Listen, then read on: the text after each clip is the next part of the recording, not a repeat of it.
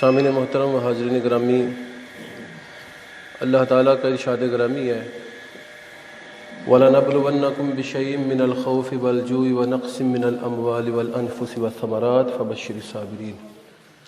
تحقیق ہم تمہیں آزمائیں گے خوف کے ذریعے، مال میں اور جانوں میں کمی کے ذریعے، اور اس کے ساتھ ساتھ پھلوں میں نقص اور عیب کے ذریعے۔ پس خوشخبری ہے ان لوگوں کے لیے جو صبر کرتے ہیں۔ مصائب اور مشکلات پر صبر کرنا یہ بڑی اجر کا کام ہے۔ وبائی امراض کے حوالے سے نبی صلی اللہ علیہ وسلم کا ارشاد گرامی ہے کہ یہ اللہ کا عذاب ہوا کرتا تھا جو سابقہ قوموں پر اللہ تعالیٰ بھیجتا تھا، لیکن میری قوم کے حوالے سے حضور فرماتے ہیں کہ یہ اللہ کی رحمت ہے۔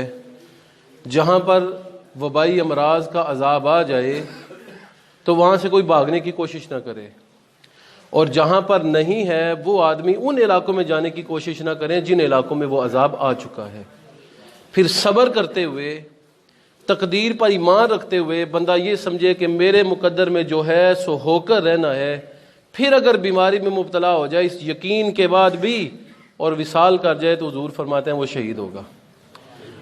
تو جن علاقوں میں وبائی امراض پھیل چکے ہیں وہاں پر جانا نہیں چاہیے۔ مثال کے طور پہ لاہور ہے، گجرانوالا یا دیگر علاقے ہیں، گجرات وغیرہ، بلا سبب بلا وجہ وہاں پر جانا حرام ہے۔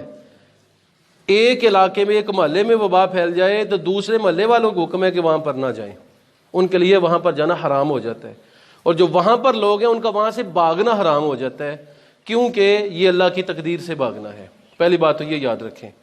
دوسری بات یہ کہ اللہ تعالیٰ نے بڑا اچھا موقع دیا ہے گھروں میں رہنے کا، اپنے آپ کو اور اپنے گھر والوں کو علم دین سکھانے کا۔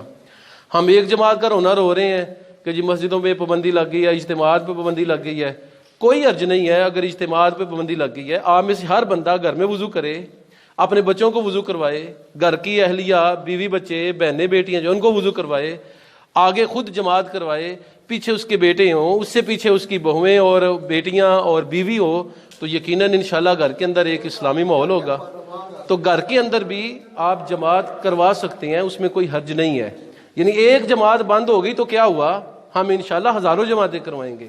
اور حکومت کا یہ فرض ہے کہ اس طرح کے وبائی امراض کو روکنے کے لیے حکومت جو اقدامات کرتی ہے ان کی پابندی کرنا ہمارے ذمہ لازم ہوتا ہے، کیونکہ نبی علیہ السلام کا ارشاد ہے کہ ناک کٹا حبشی غلام چھوٹے سر والا یعنی بے وقوف بھی اگر تم پہ مسلط ہو جائے تو تم نے اس کی اطاعت کرنی ہے جب تک کہ وہ اللہ اور اس کے رسول کی نافرمانی نہیں کرتا۔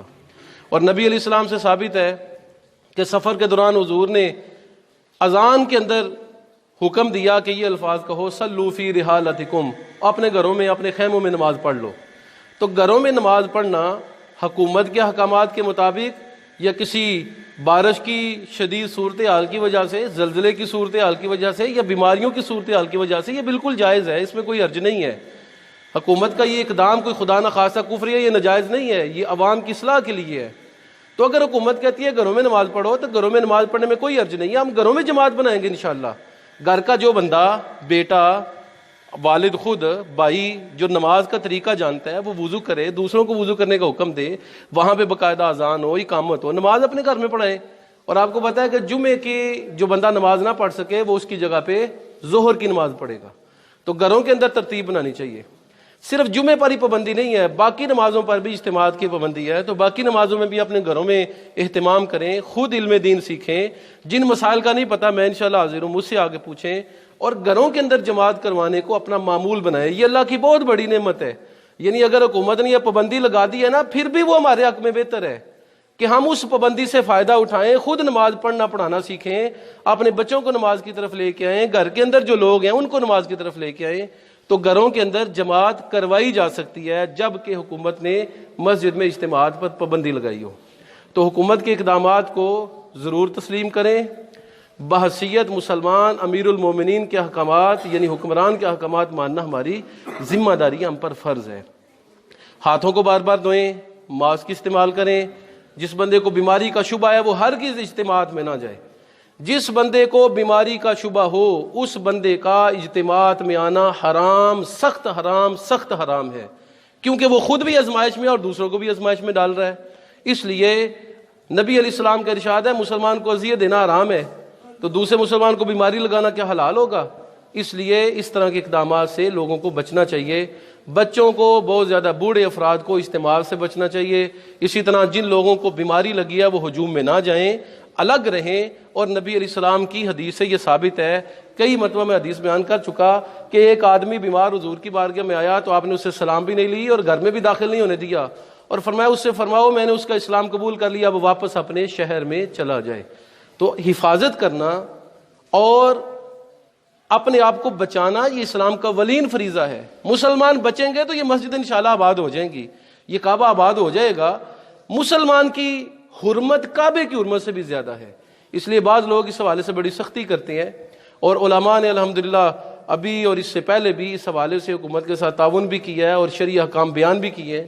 نبی علیہ السلام کے صحابہ کہتے ہیں ایک مرتبہ مسجد نبوی میں حضور تشریف فرما تھے، سخت بارش ہوئی مدینے میں، پاؤں کی جوتی، بارش بڑی تیز ہوئی لیکن پانی نہیں ٹھہرا، پاؤں کی جوتی بھی صحیح طریقے سے اس میں ڈوبتی نہیں تھی، یعنی تھوڑا تھوڑا پانی تھا. اس کے باوجود حضور نے فرمایا تمہارے لیے تکلیف ہے کہ پہاڑوں سے اترنا اور پہاڑوں پہ چڑھتے ہوئے تم گر سکتے ہو، اس لیے تم اپنے گھروں کے اندر نماز ادا کر لو. تو گھروں میں نماز ادا کرنے کا حکم بھی ہمارے لیے انشاءاللہ رحمت ہے، اور اس میں ہم اپنے گھر والوں کو نماز پڑھنا سکھائیں گے، خود نماز پڑھنا سیکھیں گے. جماعت کی فضیلت ہم گھر میں ہی حاصل کریں گے انشاءاللہ العزیز. اسی طرح آئندہ جمعے بھی آپ کو پتہ ہے کہ اس حوالے سے پابندی ہے، تو جن لوگوں کا مسجد کے پیچھے گھر ہے، یہاں پر آبادی میں ان کا گھر ہے، ہم جماعت سپیکر میں کروائیں گے، وہ لوگ اپنے گھروں میں جمعے کی نماز پڑھیں. اور جن کا مسجد سے آگے گھر ہے وہ یا مسجد میں آ جائیں یا پھر اپنے اپنے گھروں میں ظہر کی نماز ادا کریں. اللہ مجھے اور آپ کو عمل کی توفیق محمد فرمائے. اور ایک آخری اعلان ہے کہ کہاں پر گئے ہیں وہ بڑے بڑے دعوے کرنے والے کہ ہم موت کی دوا تیار کر رہے ہیں؟ کہاں پر گئے ہیں وہ لوگ جو کہتے تھے موت کو شکست دے دیں گے؟ ایک چھوٹا سا جرثومہ اور وائرس جس کو دیکھا نہیں جا سکتا، اللہ کی اس قدرت کا وہ مقابلہ نہیں کر سکے، اور پوری دنیا کاروبار بند، کھانا پینا بند، خریداری بند، معیشت تباہ ہو گئی، اور اپنے گھروں میں چھپ کے بیٹھ گئے. اور بڑے بڑے دعوے کرنے والے حکمران بھی اپنے گھروں کے اندر منہ سیدھ کر کے بیٹھ گئے. کہاں پر گئے وہ لوگ جو کہتے تھے ہم موت سے مقابلہ کریں گے اور ہم خدا کی قدرت سے ٹکر لیں گے؟ یہ تو اللہ نے اپنی قدرت کا ایک چھوٹا سا شاہکار بتایا ہے کہ میں اس طریقے سے بھی تمہیں آزما سکتا ہوں اور تم میری اس چھوٹی سی مخلوق کا مقابلہ نہیں کر سکتے. تو اللہ کی مخلوقات کا اور اللہ کی قدرت کا مقابلہ کرنا یہ انسان کے بس کی، پوری کائنات میں کسی کے بس کی بات نہیں ہے. تو انسان کو ہوش کے ناخن لینے چاہیے. آج امریکہ بھی بے بس ہے، یورپ جیسا جدید ملک بھی بے بس ہے، اور مسلمان، کافر، چھوٹا بڑا، مالدار، غریب، امیر، پڑھا لکھا، ان پڑھ، سب بے بس ہو گئے ہیں. تو یہ اللہ تعالیٰ کا گویا کہ اشارہ ہے کہ اے لوگو میں غنی ہوں اور تم فقراء ہو، تم میرے سامنے بے بس ہو، میری قدرتوں کے سامنے بے بس ہو. تو آج ان لوگوں کو پکڑنا چاہیے جو کہتے تھے ہم موت کے لیے دوا تیار کر رہے ہیں کہ موت نہیں آئے گی، موت سے لڑنے کے لیے ہم تیار ہیں، انسان کی موت کے بعد دوبارہ اسے زندگی دینے کے لیے ہم قوانین وضع کر رہے ہیں. کہاں پر گئے ہیں وہ دعوے دار؟ تو اس کا مطلب یہ ہے کہ اللہ کی قدرت کے سامنے ہر ایک بے بس ہے، مجبور ہے. تو گھروں کے اندر نماز با جماعت کا اہتمام کریں، ہر نماز گھر کے اندر پڑھنے کی کوشش کریں. مسجد میں بھی انشاءاللہ ہوگی تھوڑے بہت افراد کے ساتھ حکومت کے احکامات کے مطابق، باقی لوگ گھروں میں جماعت کروانے کی کوشش کریں. آج کل فراغت ہے، نماز کے مسائل سیکھیں، اور ایک بندہ گھر میں کم از کم ایسا ہونا چاہیے کہ جو نماز با جماعت پڑھا سکے. جس بابا جی نے فوت ہونا ہے ان کو اپنا بیٹا پوتا تیار کرنا چاہیے جو بعد میں ان کے لیے دعا بھی مانگ سکے. ساری زندگی کمایا، ساری زندگی دیا، اور بعد میں مرے تو دعا پھر مولوی صاحب نے مانگنی ہے. انہوں نے تو پھر اپنے حساب سے اپنے دل کی کیفیت کے مطابق ماننی ہے. جو بیٹے نے، جو پوتے نے دعا کرنی ہے وہ کیفیت مولوی صاحب میں نہیں آ سکتی. اس لیے آج موقع ہے، وقت ہے، اپنے گھر والوں کو تیار کریں. ایک بیٹا ایسا تیار کریں، ایک بھائی ایسا تیار کریں کہ جو گھر کے اندر اذان دے، اقامت کہے، نماز با جماعت پڑھے، اور آپ کو بھی نماز پڑھنی آئے، آپ کے گھر والوں کو بھی نماز پڑھنی آئے. اللہ کی قسم یہ آپ کے لیے بڑا بہترین موقع ہے کہ آپ اپنے گھر والوں کو نماز کی طرف کیسے لے کے آ سکتے ہیں. لیکن اگر وہی تاش میں، لڈو میں، کھیل کود میں، گپوں میں، ٹیلی ویژن دیکھنے میں، فلمیں دیکھنے میں، برے اعمال میں وقت گزار دینا ہے تو پھر کوئی فائدہ نہیں ہے. پھر اللہ کی اس آزمائش پہ ہم پورے نہیں اترے. تو آزمائش پہ پورا اترنا یہ ہے کہ ہم اپنی اصلاح کر لیں اور اس کے ساتھ ساتھ توبہ کی ترتیب بنائیں، توبہ اللہ کی بارگاہ میں کریں. سورہ نوح میں ہے کہ کثرت سے جو لوگ توبہ کرتے ہیں اللہ پھر ان پہ رحمت کی بارشیں بھی برساتا ہے، ان کی مشکلات بھی حل کرتا ہے، ان کو اولادیں بھی عطا کرتا ہے اور ان کو امن بھی عطا کرتا ہے. تو جو لوگ توبہ نہیں کرتے پھر اللہ کے عذاب کے مستحق ٹھہرتے ہیں. اللہ مجھے اور آپ کو عمل کی توفیق مرحمت فرمائے. ان لوگوں کو اللہ ہوش کے ناخن لینے کی توفیق مرحمت فرمائے اس واقعہ سے جو قدرت کے ساتھ ٹکرے لینے کی جو ہے وہ کوشش کر رہے تھے. اور اس کے ساتھ ساتھ اللہ تعالی ہمیں خود نمازی، نیک اور صحیح العقیدہ بننے کی توفیق مرحمت فرمائے. اپنی اولاد کی تربیت کا موقع ہے، اللہ میں اپنی اولاد کی تربیت کرنے کی توفیق مرحمت فرمائے.